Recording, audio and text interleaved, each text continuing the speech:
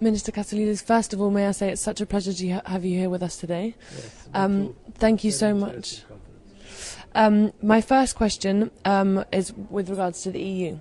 The potential for EU membership has been a powerful drive for reform in many countries, and I wanted you to possibly reflect on the role that potential EU accession has had in alleviating conflict in Cyprus. Well, first of all, it has this symbolical role of the reunification of the European continent following the end of the Iron Curtain and the Soviet Union. And I think this has brought peace and stability within the EU itself, but also EU's consideration is that this stability should spill over to its neighborhood. So, in order not to make it appear that it is us in the European Union and the others outside, there is this project of the Eastern Partnership and the neighborhood policy for all the European countries with European vocation that in the future will be able to join the European Union. And then we have the Union for the Mediterranean with all our neighbors in South, in the Northern Africa and in the Middle East, who would be our partners forever in this project. And what are your thoughts on the increased widening and deepening of the EU and the potential accession of Turkey?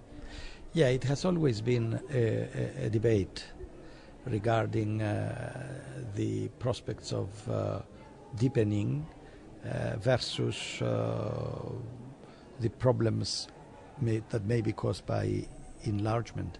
And as you know, if for the Lisbon Treaty it took us such a long period of time and so many obstacles to arrive finally at the conclusion which Lisbon Treaty is making the European Union going into a further decisive step towards integrating and deepening.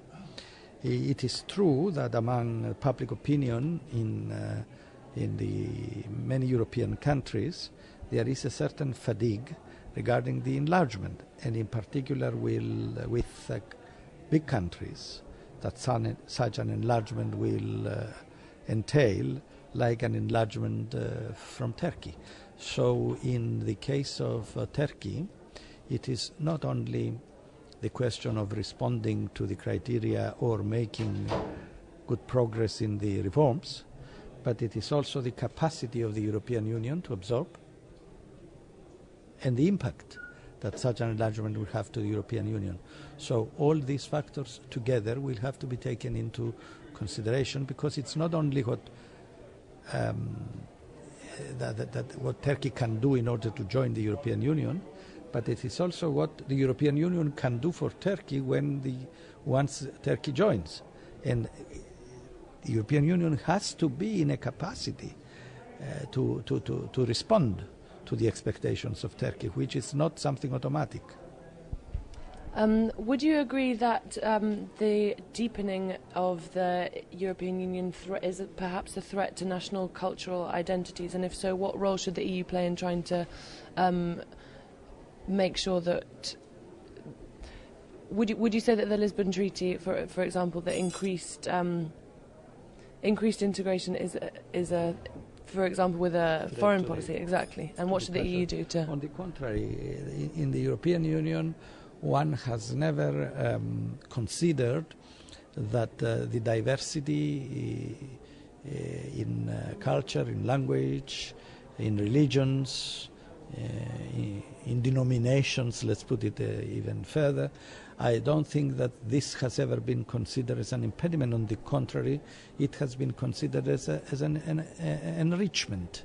And therefore, this kind of consideration does not enter at all on the considerations regarding enlargement or regarding deepening. Deepening will be done on political terms, but not on cultural terms. And finally, the overarching theme of the conference is a world without walls. I was wondering what role you see cultural diplomacy playing in ensuring that all of the walls that still stand for? Well, as I said this morning, many walls, perhaps not physical and perhaps not so much visible, are the walls we have within our own minds, trying to define ourselves through the divisions, through the differences we have with others, rather than defining ourselves in a positive way of what exactly we are. Therefore, when we will manage to, in order to manage to get away those divisions within our mind regarding race, religion, sexual orientation, and so many other, gender is still, I'm afraid,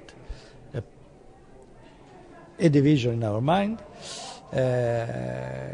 It's only cultural diplomacy and cultural interaction which will help us get it out of our mind, not so much diplomacy per se between governments, but interaction between people.